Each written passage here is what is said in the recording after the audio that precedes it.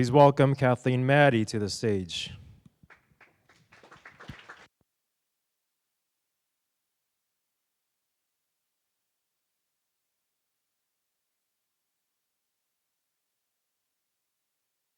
It was great.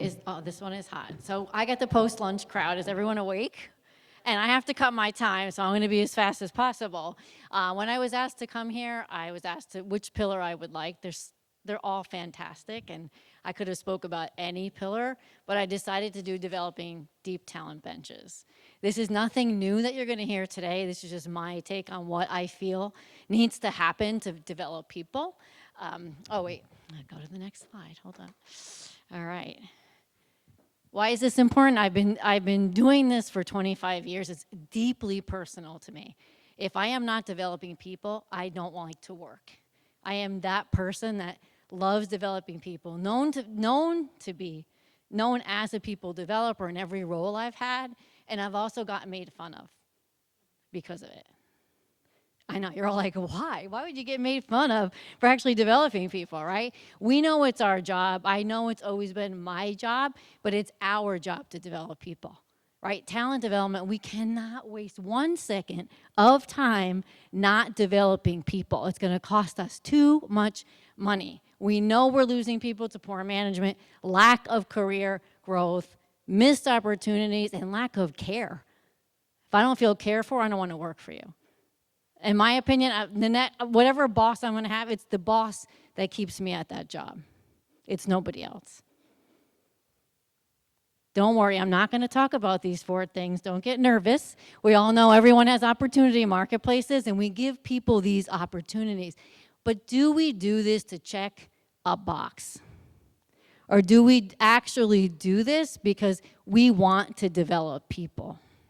That's the question I leave with you on this slide, is do we innately want to develop them? Today I'm going to talk about 3 things I think are really important: a mindset shift, people management, and training people leaders, and talent intelligence. So let's talk, it starts with a mindset shift. To develop strong benches, we really need to change how we think about talent. Maybe we're already there. Maybe everyone in this room already builds into the culture. Are we actually filling gaps?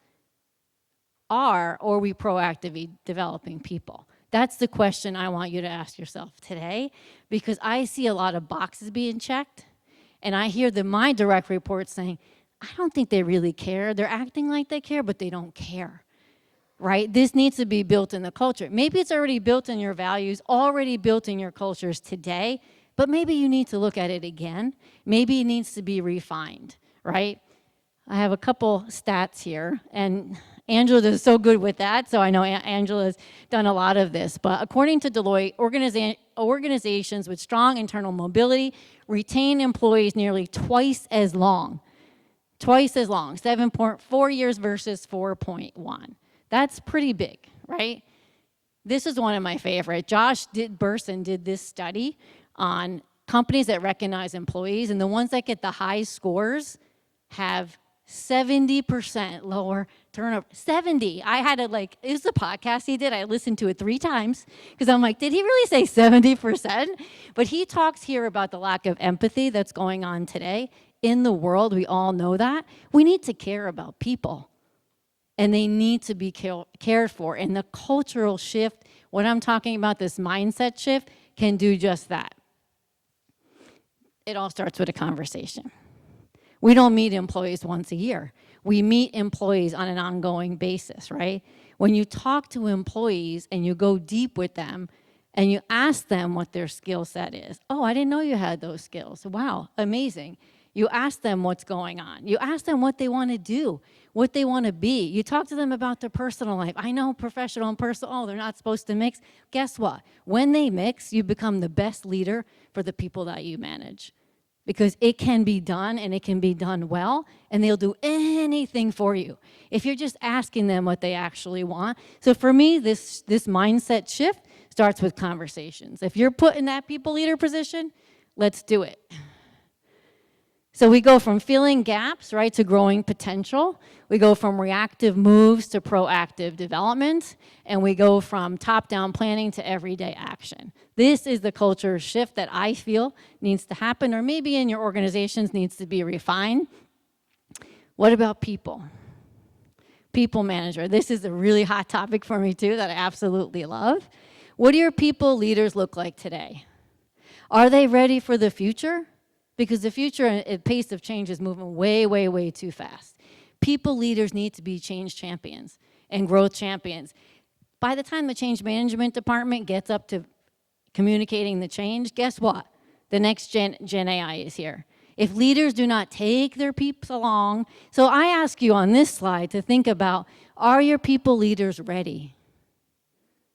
Have they been trained? Do you see them as change and growth champions in your organization? That's my question for you today. So we go for people leaders from task allocator to a strength spotter. We go from annual reviews to ongoing feedback, like I mentioned before, and we go from backfill thinking to pipeline thinking. Even the absolute best talent strategy will fall flat if their people managers are not involved. They absolutely are the drivers of growth, the change champions, the growth champions. It's like, let me hold your hand is really what we need to do for this to actually happen. So this is you can see I'm super passionate about people leadership because I love being a leader. And of course, another one of my favorite topics. So I picked 3 favorite topics to circle this around. Talent intelligence, absolutely no company left behind. No company left behind. We absolutely have to move to this so we can make quicker decisions because of the pace of change is being so fast. This is an example of an employee dashboard. I picked an employee dashboard because this is an employee-centric talk. And we are here at Win-WinWorkplace for that reason, right? We're thinking about employees. Data turns talent strategy from guesswork into a real strategy, right? Looking at a dashboard like this. Now, this is not the business unit dashboard, so we're not gonna say where the gap, we could see where the gaps are for this person. We could see the top skills. We could see how his or her skills rank next to each other. We could see how this person can get to the next career opportunity. We could see what learning actually is available to this person. And this is not the only dashboard that's built in talent intelligence. There's manager dashboards. There are business unit dashboards. There are aggregate dashboards for C-suite executives that just show, okay, where's the org capability strengths, right? Where are the weaknesses, if you will, and that's probably not a great word, opportunities where we could actually build people. This allows us to move internal talent around the organization, for sure, based on facts, right? All right, so spot skills gap early. This is what I just mentioned, insightful workforce planning. Remember the spreadsheets, we all have them, they're on Excel. They sit static and dormant, but they don't sit static with AI, because the dashboard I just showed you is obviously powered by AI, right? So you would get dynamism when you add AI to the equation, and you know what critical skills are coming. Every quarter you look, oh, that skill, let me add that skill, because that's a new skill, rather than going back to Excel and starting all over again, right? So insightful workforce planning, find hidden potential. Angela, you talked about it in your book. Oh, this is like near and dear to my heart too, because a lot of people are not loud. Squeaky wheel gets the oil. No more. No more with this. This is going to be based on facts. So if I type in to this system, I want someone with these 5 skills at these proficiency levels, guess what? I get 50 people. Before I had to phone 4 countries around the world, and they're, oh, this person, this person, this person, right? So obviously it enables career mobility, provides transparency, like that dashboard, shows me as an employee what I can do in the organization, where I need to grow, where my strengths are, and where my opportunities are.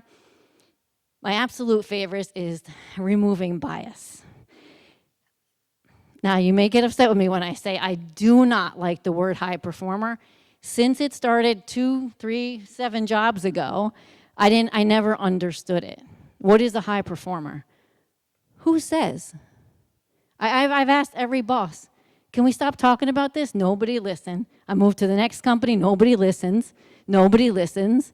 What is a high performer? My experience has been, unfortunately, high performers are people that are bully their direct reports. Is that a high performer? It's just something for you to think about. We're talking about stars here. I love stars, but everyone is a star. Put them in the right role, and they will do anything for you. Give them a good people manager. Oh my God, the sky is the limit, right? So I want everyone to think about that for a second. What does star high performer really mean to us as organizations? So when these three things come together, we get real momentum. And I don't know where you all are in your journey.